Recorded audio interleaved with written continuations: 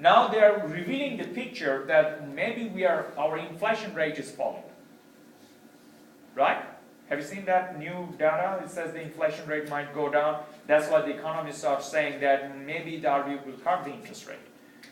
One of the reasons is if the inflation rate is falling down, what does that mean? We're having deflation? At the same time, the unemployment rate, I don't know, but a lot of people are unemployed. So what happened? Aggregate demand curve shifts in this way. Remember the deflation case that I explained? Right? I'll just show you. It is quite possible that we might have this scenario. This one. What it means, the price level falls, which means our inflation goes down. At the same time, output level drops, which means unemployment rate actually goes up.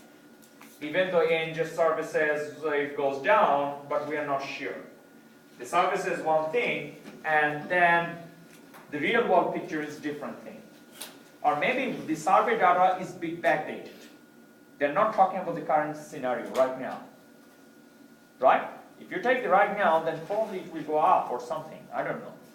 Now, if the aggregate demand curve is this, then obviously RBI is going to force to do what? To cut the interest rate. Why? Because their first priority is to restore the full employment level, GDP. So one way to do it, to shift aggregate demand curve and restore the original aggregate demand curve. Right? Now there's a danger.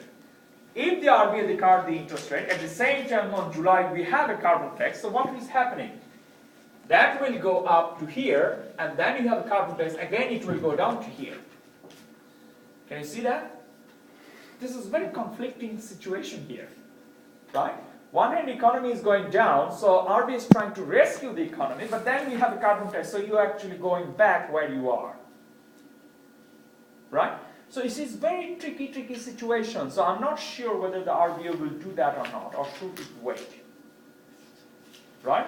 So you can see there is a very big dangerous thing which might go to happen.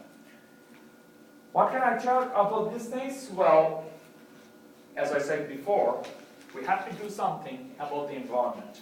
Climate change is no more a story, it is a fact, right? We have to do something, but then the question remains, is this the right time to do this? That's the question we should ask, right? Is this the right time? Now here's the thing, why we are doing the climate change, or why we talk about the climate change? Because we do care about the future generation. Now, in order to do that, if we kill the present generation, then we actually end up with the paradox. Do you know why? You're trying to save the future generation. To do that, you're doing all those policies right now which kill the present generation. By killing the present generation, what will happen? Future generation will never exist if the present generation does not exist. Clear? So, there is a dilemma here, what we are doing. Everywhere, if I think about these things, the only reason probably you should do to analyze this with the neuroscience, because the standard economy doesn't realize what the Commonwealth Treasury is doing, right? And it doesn't realize what sort of policy we are doing here, right? So the only thing is, maybe we go to the Commonwealth Treasury and we take those economists over there and then we do the fMRI, the functional MRI, right? Look at their neuron cells and just talk about how these things behave, then probably we can talk about a lot of things, right? Other than that, it doesn't make any sense, no matter which way you approach. Okay, lowering the interest rate. Again, it will be the same thing. Aggregate demand curve will shift like this. This will happen. Lowering the interest rate means your investment level will go up, aggregate demand curve will go up, so you're moving from A to B and B to C. This is what will happen. Now, investors lose the confidence of the real estate market. When the investors lose the confidence, they're not going to invest more. They're going to invest less. If they invest less, then aggregate demand curve will shift downwards. So that would be the deflation situation. Remember, we have this situation.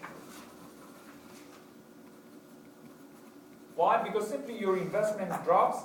Investment drops means your aggregate demand curve shifts from AG to AD prime. Is that clear? Okay. Then we go back again. And improvement in technology raises labor productivity. What will happen? Simply your long-run aggregate supply curve will shift, it increases the capacity limit, it lowered the inflation. Basically, it's a happy situation. That will happen, right? Remember, when your long-run aggregate supply curve shifts, it also means your short-run aggregate supply curve shifts. You have a new aggregate demand curve. Not new aggregate demand, the old aggregate demand curve, but with the lower price. If you want to do it properly, I need to show what does that mean. Okay, can you see that? So basically, this is what will happen. Aggregate demand. You have short-run aggregate supply curve. Now you have this long-run aggregate supply curve. So your long-run aggregate supply curve shifts, right? Sorry, LAS prime. So your full employment level actually goes up. And then you can shift your short-run aggregate supply curve also shift. And eventually, this is the one possible scenario. There's various possible scenarios, right? So I'm just showing you probably from A, you're having B, which means more output level, less price, and this is what will happen. Now, this is the scenario that the Howard government was thinking when they're trying to introduce the industrial relationship reform. Any kind of labor market reform, it will also increase your full employment level capacity. At the point, Howard government realized that we are at the full employment level. Why? Because our natural rate of unemployment is very low. It was 4%, which means we are utilizing all of our resources. They also realized if we choose any expansionary policy, that will simply bring the inflation. They don't want that outcome.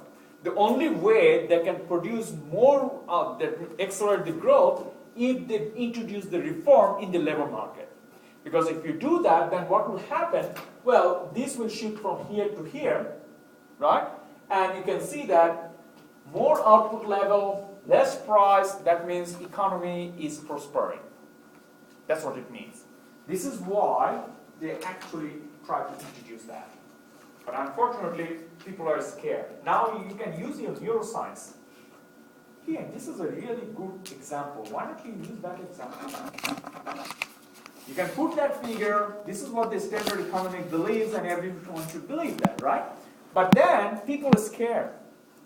Why? Because these rules are there for several years, and all of a sudden this rule goes, I'm not sure whether I'm going to get same amount of holidays, or same amount of luxury, I'm not sure.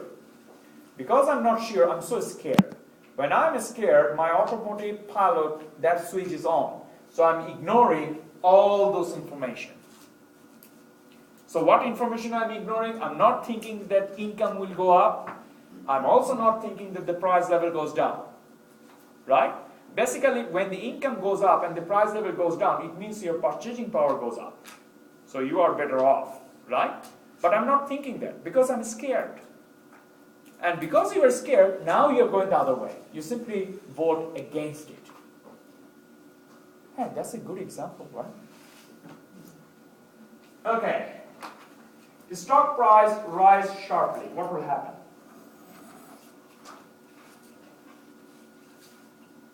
If you think that this stock price will rise sharply in the future, then basically you form an expectation that the future, if I want to sell this stock, that will be very, very profitable.